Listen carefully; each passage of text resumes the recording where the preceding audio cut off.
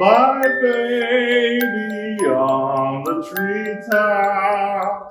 But I'm not a baby anymore. he's right.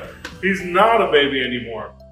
Before our first child was born, we struggled to come up with the perfect name. It was so hard for us. We went round and round in discussions. We even got into arguments, my wife and I, and it just seemed so unclear. Speaking of unclear, Professor Terry said she had something to show us just about that. Professor Terry! Welcome to my lab, Mr. B. Hi, kids. How are you guys? Today, I've got a really fun game for you. Come on in a little closer because we're going to play a guessing game. All right. I'm going to show you an image. Okay. And you're going to guess what it is. All right. Easy peasy. We'll see. Okay. All right. Image number 1.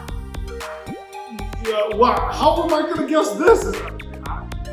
I don't know. Is that like a psychedelic cowboy hat? Could be. What is it? It is a frog. What? Can you believe how colorful that frog is? That frog looks amazing. God's creatures are awesome. He's beautiful. Do you have more pictures? I do. Okay. All right. Let's look at number 2. What? That looks fluffy. It's a teddy bear, isn't it? It's soft. I can tell you that. Boy, well, what is it? It's a bunny. Ooh, it looks so cuddly. I want to take him home. Yes. All right, let's look at number 3. All right. This one's not soft. Oh, that one does look prickly.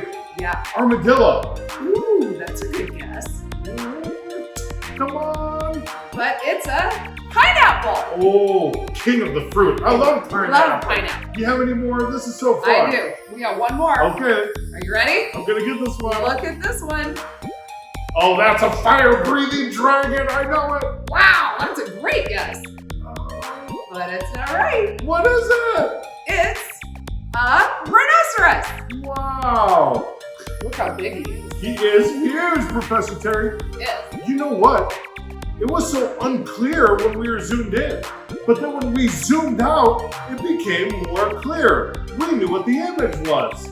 That reminds me of today's big word. Oh no. Uh-huh. Here we go again. It's another attribute of God, and it's a big one. Okay. 6 syllables, but I never back down from a challenge, Professor Terry. No, you don't. Today's big word is incomprehensible. No. Incomprehensible. Yeah, no. No, that's incomprehensible babble. Ah, no. Okay.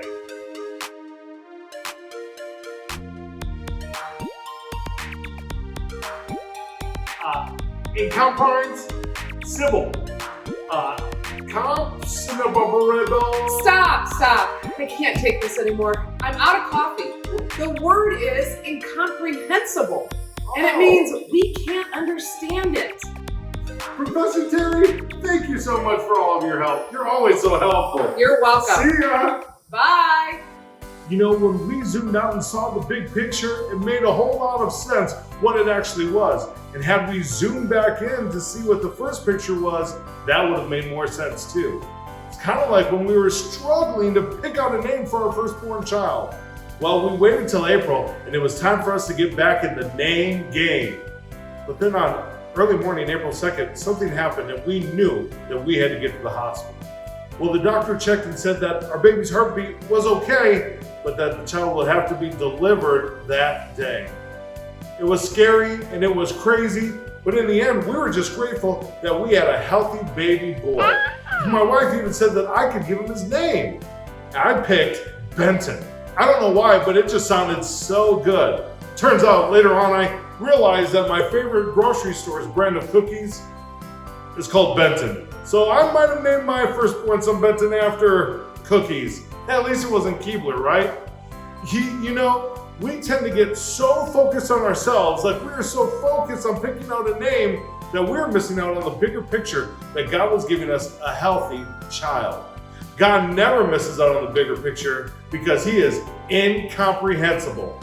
In Isaiah 55, it says this, "For my thoughts are not your thoughts, neither are your ways my ways, declares the Lord. As the heavens are higher than the earth, so are my ways higher than your ways, and my thoughts higher than your thoughts."